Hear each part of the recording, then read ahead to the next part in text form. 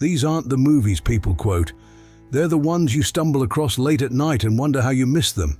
They hit harder than most of what gets made today, and they deserve to be talked about. A young woman is brutally murdered in Los Angeles, and Detective Lloyd Hopkins, played by James Woods, becomes obsessed with the case. It consumes him, professionally and personally, as he spirals deeper into a dark and disturbing investigation.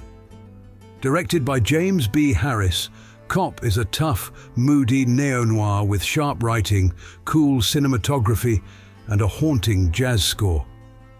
Woods delivers one of his best performances, intense, unpredictable, and impossible to ignore. The film balances grim realism with flashes of pitch-black humor and ends on a note you won't forget. Directed by Penelope Spheris, this is one of the most violent and overlooked teen crime films of the decade. It follows two recent high school grads, Roy and Bo, who ditch small-town life and hit the road, not in search of freedom but destruction. There's no satire, no message, just two young men unraveling in real time. It's cold, unfiltered, and far too disturbing for mainstream audiences back then. Despite being a favorite of directors like Christopher Nolan and Wes Anderson, the hit is still long overdue for recognition.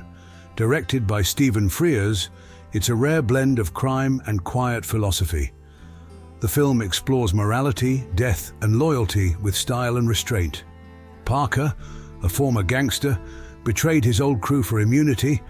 Now he's being escorted to Paris by two hitmen, one cold and experienced, the other young and volatile. But Parker insists he's not afraid to die. As expected, many unexpected things happen along the way. The main trio of characters is very compelling, and the performances are top-notch. The cinematography is gorgeous, as is the soundtrack.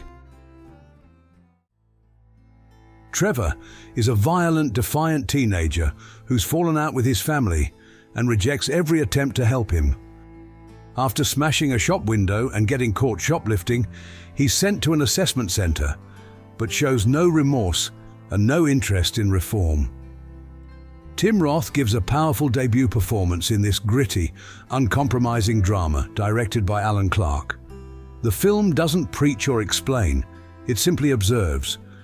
Through raw cinematography and naturalistic dialogue, Made in Britain explores anger, alienation, and a society that doesn't know what to do with someone like Trevor.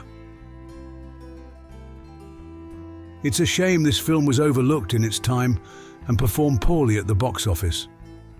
Directed by Sidney Lumet, Prince of the City is a gripping, morally complex crime drama that deserves far more attention than it gets. The story centers on Danny Cielo, a New York police officer who agrees to cooperate with an internal investigation into corruption, but only under one condition: he won't have to turn on his closest partners. As the case unfolds, that promise becomes harder to keep, and the weight of his decision begins to crush him. The film runs nearly 3 hours, but Lumet keeps the tension tight, focusing on character, ethics, and the blurry line between loyalty and justice.